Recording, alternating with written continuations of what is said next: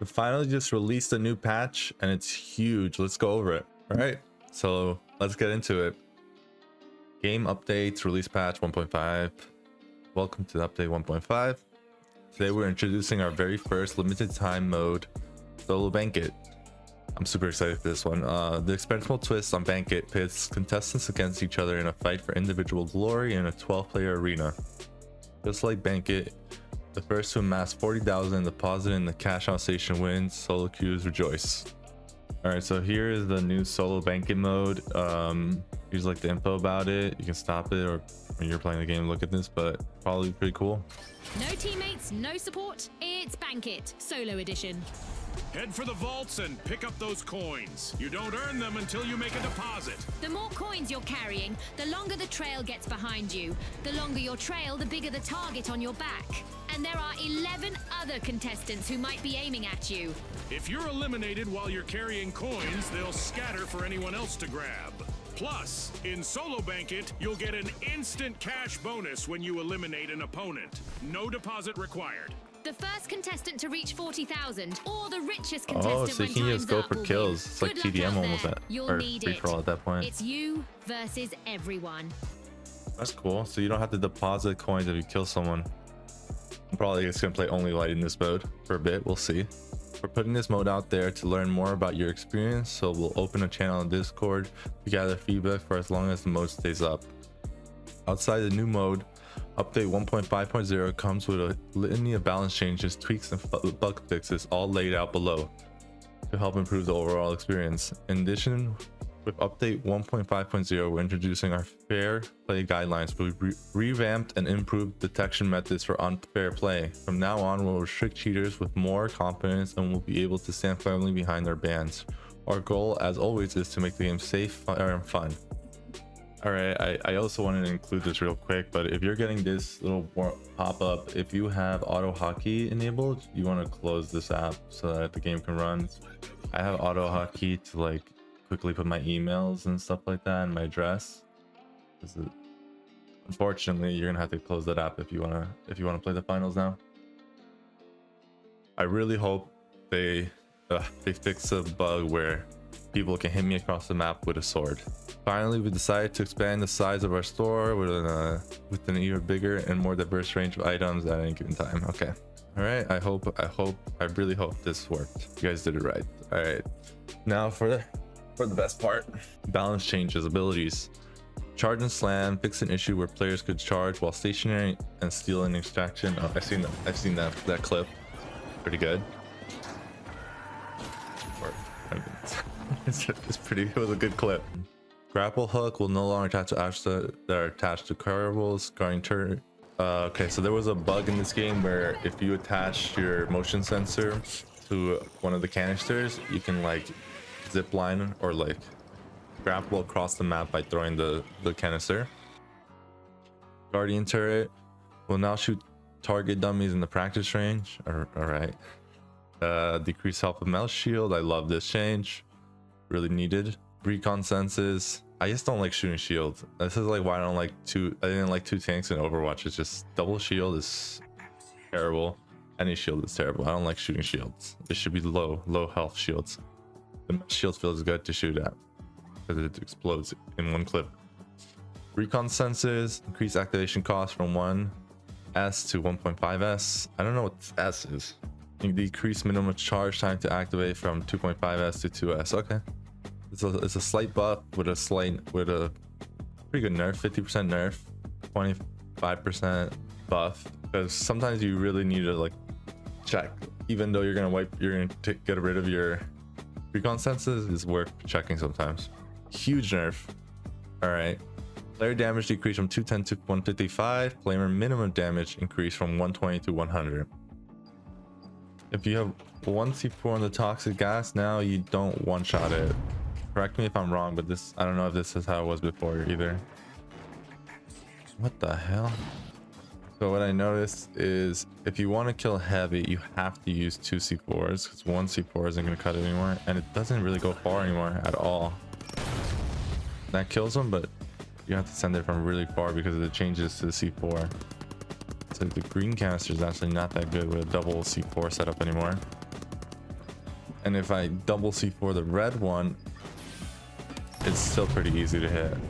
I would if I knew how to do that, I would kill that person. So you kind of have to use the red canister now if you want to use the C4 trick, because I think the other ones don't travel far enough with it. All right, I'm trying again just for you guys. See if this kills them. Yep, it kills them. Flashbang cooldown decreased from 20 seconds to 18 seconds. Needed. Flashbang is kind of ass. Gas mine cooldown increased. Okay, yes, they nerfed gas mine. Makes sense. This thing is super strong. Incendiary mine cooldown decreased. All right, that's pretty good. These both needed it to be viable with each other, for you to want to swap between the two. Vanishing Bomb cooldown decreased. That's pretty good. Needed it. I would have preferred a little bit longer. It feels short. It feels too short for a gadget. You don't really want to run it. I've been running it because I run it with evasive dash, but it almost feels like a waste. Like, it's a very specific scenario you want to use it in. RPG player damage decrease 150 to 140. All right, perfect. This is what I said. It shouldn't one shot light. I personally still think it should do 80 damage and huge explosion, so that it breaks more things. Stun gun, decreased stun duration 5 to 3.5. I didn't even know it was 5 seconds. That's fine. That's okay. Doesn't need to be longer than 3.75. If I'm gonna shoot you, it's gonna be within this time anyway, so this literally makes no effect. It's more about if I stun you and then run away and do nothing, that's when it'll actually take effect. But this, for the most part, won't have an effect in the game for me, because I usually, if I'm gonna stun you, I'm gonna shoot at you, and I usually kill you within 3.75 seconds anyways. Tracking dart cooldown decrease, really good. I like the tracking dart, actually. I think it's a really good weapon. Add a new scope zoom sensitivity multiplier to the settings screen that affects the tracking dart. Game modes, bank it. Game show event start time reduced from minute 6 to minute 4. Quick cache, game show event start time reduced from minute 6 to minute 4. Game white respawn time increased from 17 to 18 seconds.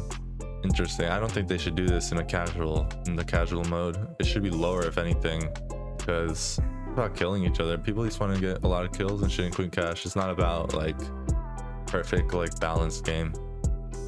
Ranked tournament team white respawn increased 1 second. I like that.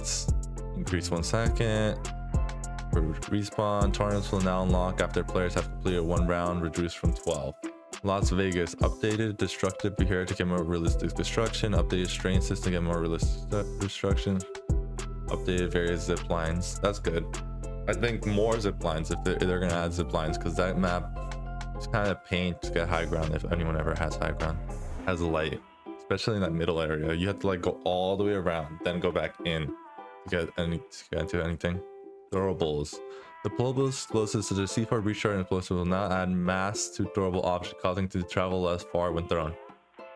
Yes! Yes, okay, so a lot of nerfs to this fucking C4 canister nuke. Huge, important. We needed this. We needed this, we needed this, we needed this. Very glad about these changes. And now, you're only really gonna die to nuke if you're right next to it. It's not gonna be across the map anymore.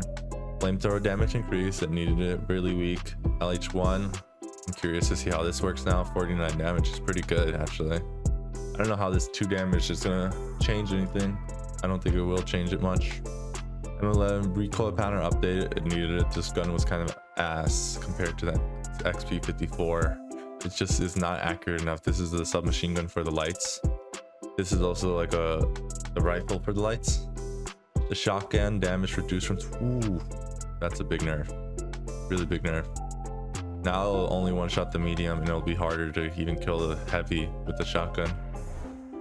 All right, M60 damage increase for the heavies.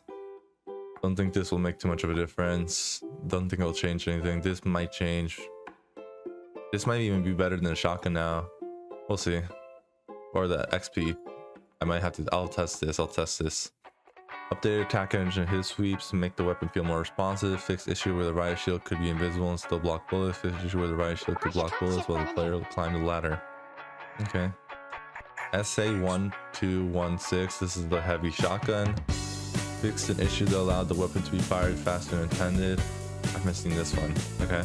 SR-84 sniper rifle added a new scope zoom sensitivity modified in the setting screen that affects the SR-84.